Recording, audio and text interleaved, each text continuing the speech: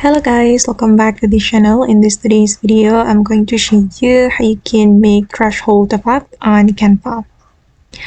Okay, let's get into it guys. Here I have edited my photo to my Canva design and I'm going to show you how we can add threshold effect to this photo.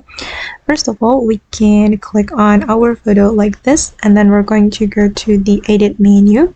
And here we need to scroll down until we find apps and you can click see all apps. And then we're going to select screen. Okay, and then we can choose the Lino effect.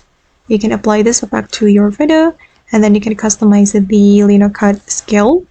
I'm just going to make it 0.7 and don't forget to click on save to apply this effect to your photo.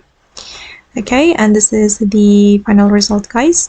And you can adjust the photo as well if you want. Just go to the edit again and then you can select adjust, and here you can adjust the brightness and then the contrast. It's up to you. Okay guys, and that's all the way to create threshold effect on Canva. I hope this tutorial will be useful for you. Thank you so much for watching and bye.